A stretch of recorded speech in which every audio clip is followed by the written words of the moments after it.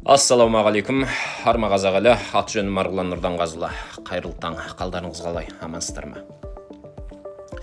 Мына бір қарындасымыз Серікжан Біләшұлына жала жауып отыр екен тиктокта. Таңертең кіріп қарасам.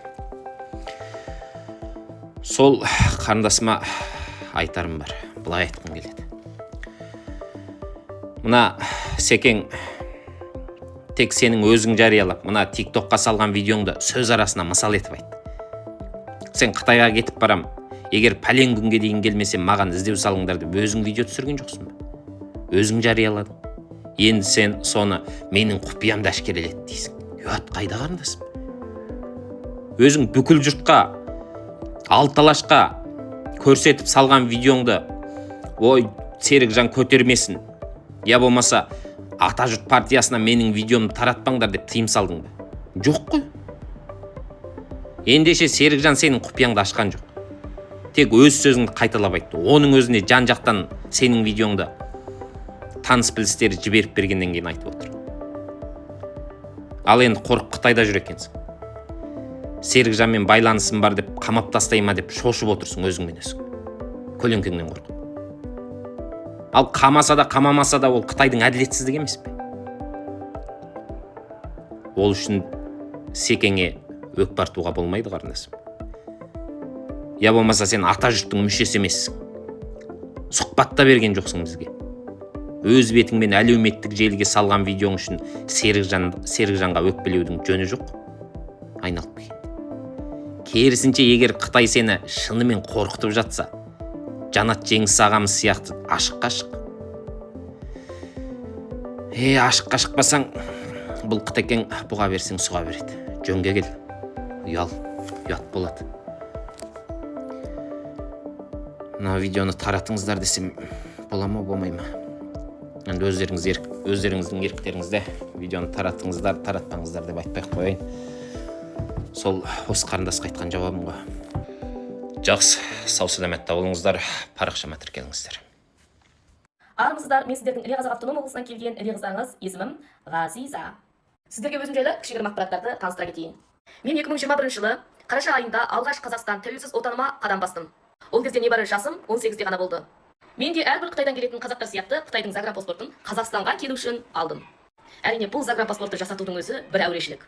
Бой жетіп ескіргеннен бері тәуелсіздікті армандадым, аңсадым. Әсіресе Қытайдағы қазақ мектептерінің жабылуы мен үшін үлкен түрткі болды.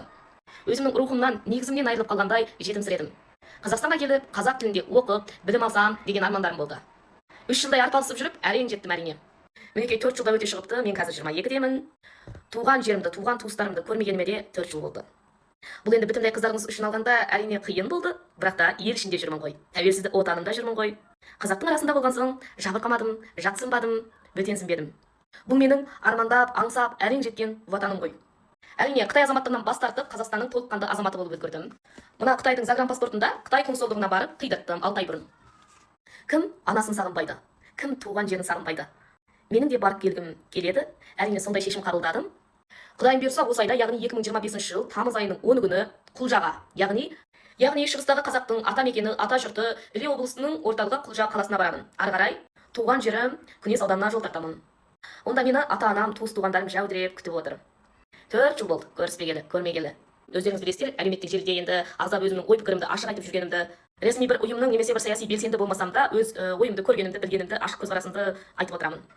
Әрине, қорықпаймын емес, бар қорқыныш. Мен ол айтқан сөздерімде бәлкім бір аса бір батылдықтан да емес шығар. Сондай бір қырсық мінезім деп те түсінсеңіздер де болады. Енді жаман айтпай жақсы жоқ, бірнеше ағаларымның кеңесі бойынша да мен осы видео үндеуімді тастап отырмын. Яғни осы тамыз айының 10-ы кетсем, бұйырса қыркүйектің 5-нен бұрын қайтып келемін, міндетті түрде. Егер қандай да бір видео салып мен келмеймін, немесе осы жақта боламын дейтін болсам, бұл жалған. Яғни маған сондай қысым немесе қоғалдық көрсетті деп түсінсеңіздер болады. Без визамен, яғни визасыз бір ай ішінде қайтып келемін. Ешқандай виза аштырған жоқпын. Барғаннан кейін негізінен сол Іле облысы, Іле аймағынан шықпаймын, тек сол бірнеше аудандарды аралап, туыс туғандарымды аралауым мүмкін. Нылқы, Құлжа, Күнес, ары кетсе 6 айға барып келермін. Егер де 2025 жыл қыркүйектің 5-нен бұрын қайтып келмесем, біртал қыздарыңызға іздеу салатын шығарсыздар. Әрине, бәлкім маған ештеңе болмауы да мүмкін. Енді мен бір кереметтей бір саяси белсенді саяси тұлға да емеспін ғой. Бірақ енді сонда да сенім жоқ қой. Жуықта Әлімнұр Тұрғанбай Қазақстан азаматын заңсыз тұтқындап әкеткен. Бала шағасы еңіреп отыр желіде. Олар сонда бізге қайрандап келе береді екен, біз сонда бір туысымызды көру үшін осыншама бодау береміз бе? Мен тіпті Әлімнұр Тұрғанбай сияқты артымнан іздеу салатын отбасым бала шағам да жоқ қой. Сол үшін күллі қазақ, мен сіздерге сенемін. Мен үшін дұға тілекте болыңыздар. Және де маған іздеу болыңыздар.